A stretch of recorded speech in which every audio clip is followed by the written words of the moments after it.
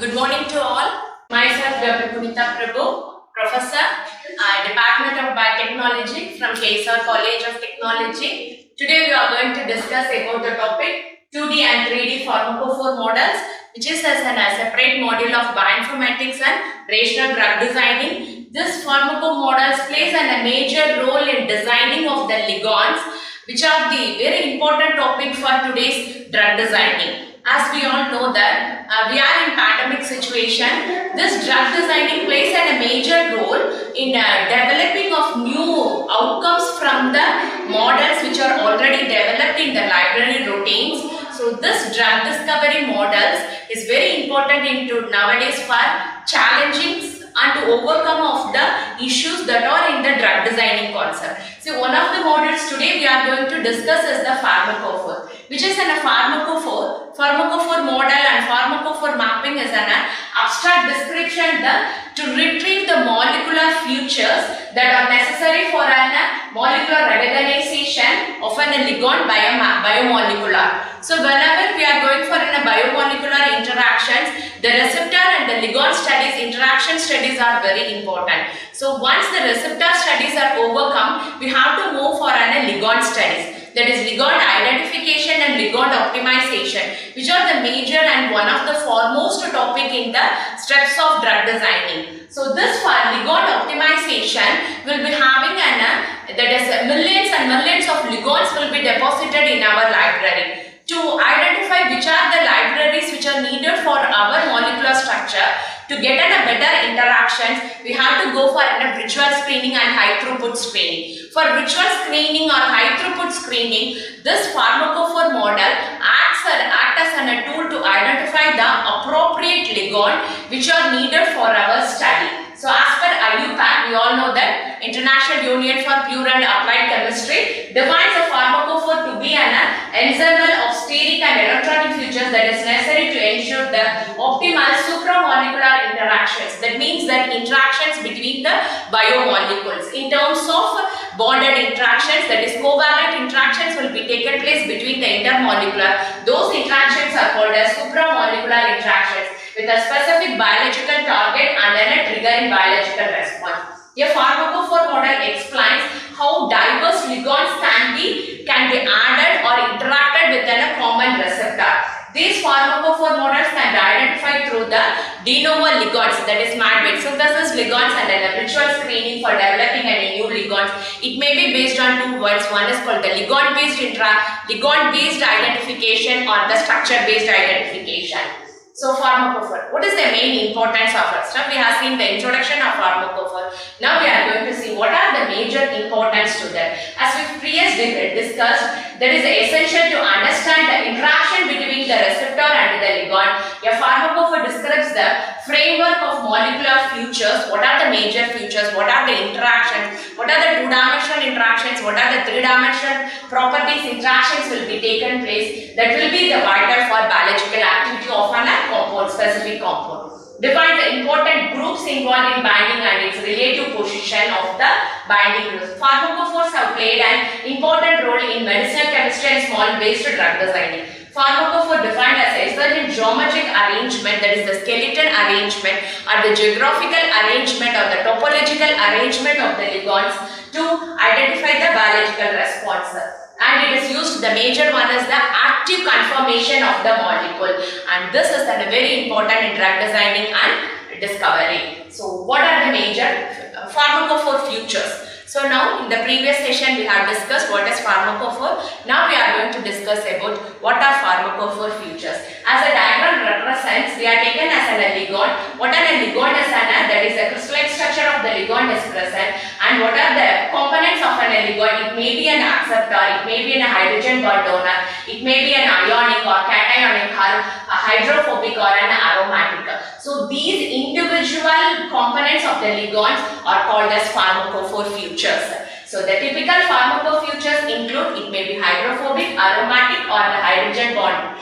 These all calls as the pharmacophore features. So as per our consideration, we have to identify which are the pharmacophore features that are identified, that are major in our ligand identifications.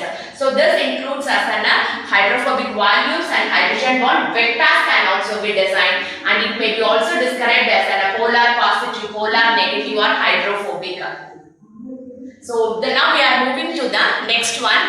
Previous we have discussed about what is pharmacophore feature.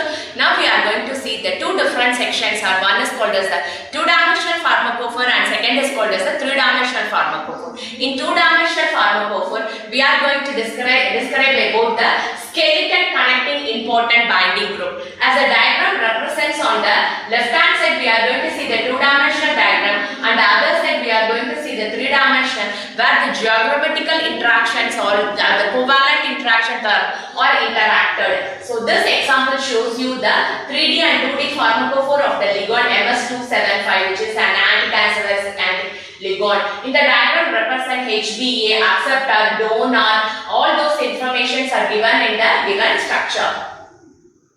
Now we are going to see a small example how these pharmacophore features are retrieved from our set of ligands. So first, before entering into these kinds of interaction, we should know the SAR analysis of a complete compound. Which compound we are going to take? For example, we have taken an SAR of morphine. That is, SAR stands for structure activity relationship of morphine. In this, we have to identify the individual components, that is the features of those interactions, and we have to identify what are the backbone and which are the important features of our compound. Here the compound for our consideration we have taken as an morphine. A morphine it consists of two components, that is, one is called as the OH and then the nitrogen, and these are the important anesthetic activities. And there will be a blocked bond between those orphans, and same orphan by using 2D pharmacophore we are going to identify the same interactions between the other compounds also. One is the other compound is the metazosine and levoraphenol. In all these components, all these compounds, the same pharmacofeatures are identified. So by keeping in a single pharmacophore feature, I am able to interact all the features that are present in my libraries based on my two-dimensional attributes. Now, once the two-dimensional features are based, we are moving for a three-dimensional properties.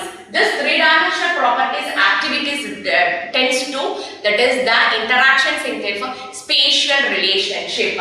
So that is a three-dimensional pharmacophore specifies the spatial relationship between the groups in terms of, that is, distance angles, and then the planes, and then the torsion angles, the angles between the planes, the distance between the all will be represented in the 3D pharmacophores.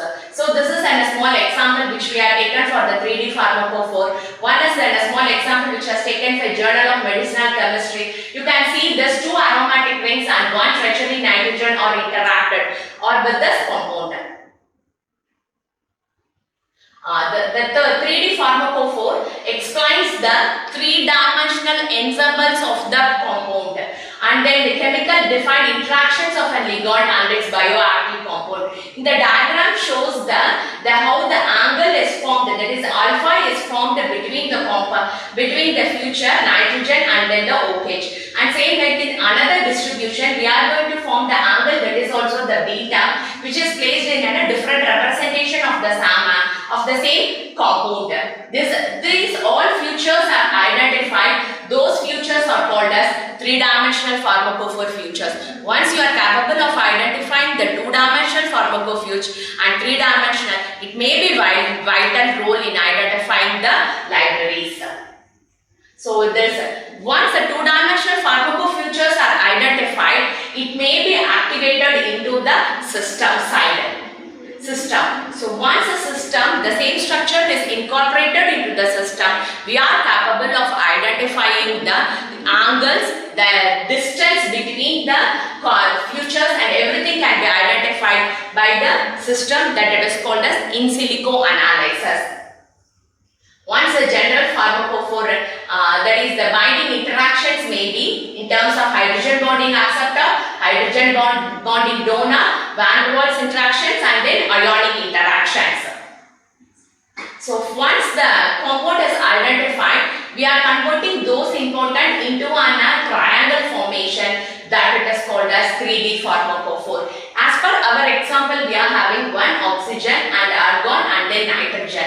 We are making as a non-bonded interaction. These are the major active sites of my compounds, and the distance between the oxygen and argon is 18.7, and then the argon and the nitrogen is 11.3. That is 4.534 angstroms, and the distance between the oxygen and nitrogen is 7.098, and the angle is 18.5 degree, and the angle between the nitrogen and the argon and the oxygen, by keeping the nitrogen as the center atom, will be having 11.34. So once the three-dimensional features are completely analyzed, I will be getting the spatial relationship.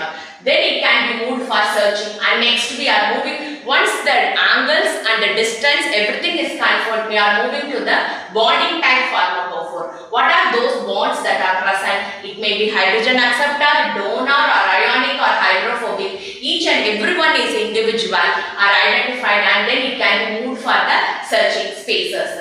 So once this set is called as the active conformation.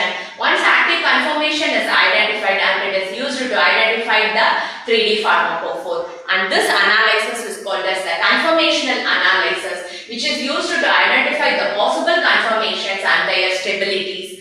And it is difficult for one of the major drawback you can comment, when the compounds are more flexible, this becomes as the one of the tedious process to identify this one.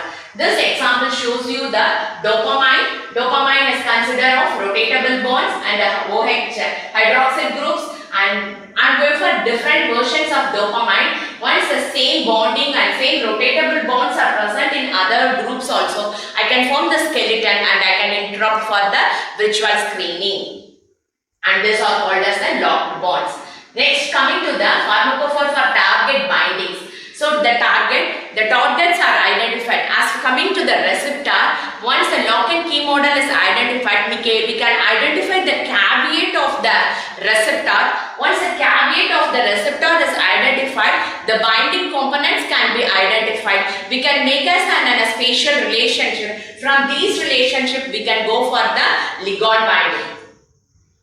So here, these three active site groups, one is called as the positive center, and second is the hydrogen bond donor or acceptor, and then these three groups forms the target binding sites of the receptor.